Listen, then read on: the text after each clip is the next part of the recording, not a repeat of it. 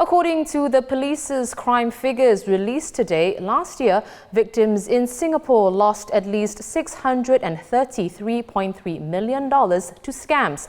That's the highest on record and almost 2.5 times higher compared with 2020. Job scams topped the 10 most prevalent types of scams in 2021 with around 4,550 cases, a jump from just 132 in 2020. Investment scams were the fourth most common type of scam reported, but these scams accounted for the most amount of money stolen, with victims losing $190.9 million in total. Correspondent David Sun is here with more. David, let's talk about job scams first. You know, they were last year's most prevalent type of scam, and they weren't even among the top 10 scams the year before. So what factors accounted for the massive rise in job scams?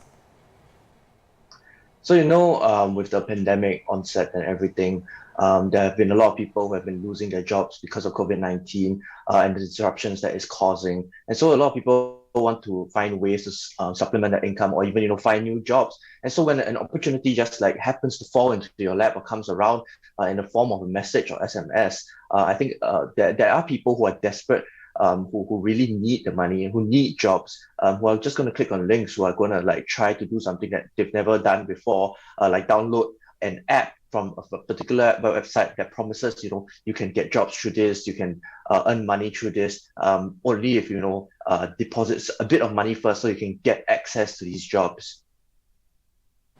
I see. Well, David, the police says at least 90% of scams here originate from overseas. Do local authorities have sight on these scams that operate overseas but target Singapore? And if so, can they do anything to stem these scams?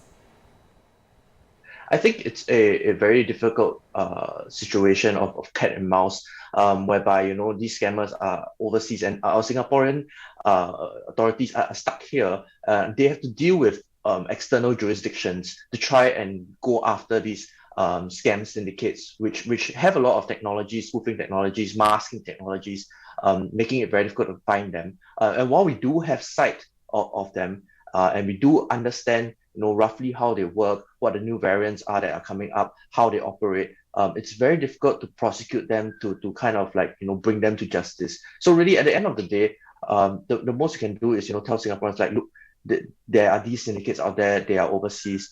It's very difficult to get your money once it's transferred overseas to these scammers. So please be vigilant. Please look after yourselves and take care of your loved ones and family members.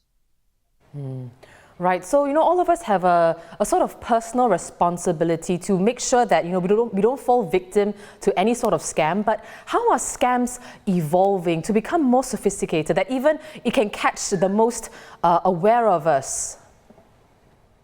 I think scams, the way scams work is that they evolve over time to adapt to, more safeguards that we put up. So, and this is aided also, with advanced technologies that the scammers have found access to, things like spoofing technologies, masking technologies. I think it's very easy to socially engineer something that makes people believe that this is not a scam. Or rather, there's two ways to go about it. Either you lure them with something that, they really, really want, or you put fear in them, or you use both actually, and it works both ways. So for example, in the recent job scams and all that, the variants, while it was previously like, okay, there's this scam, you download this app and then you lose money to it, and then you try to get out of it, you try to get out of the scam.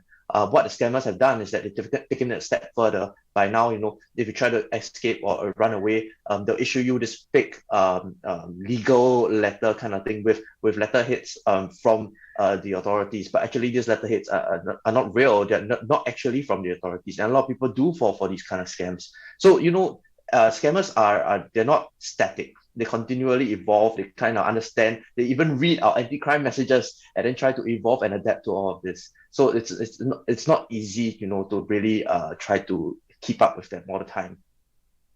Well, while all that is happening, do you think people are becoming more wary of scams these days, especially after what happened with the OCBC phishing scam? I hope, my personal hope is that more people are aware of scams at least. And it's very important, that we have safeguards in place, not just in the institutions, but amongst our friends and family and ourselves, that we kind of take this like responsibility to look after our friends and family and also talk to them about scams, especially the older ones, to prevent them from falling victim. I mean, a lot of people have lost their hard-earned money, in this OCBC phishing scam and all that.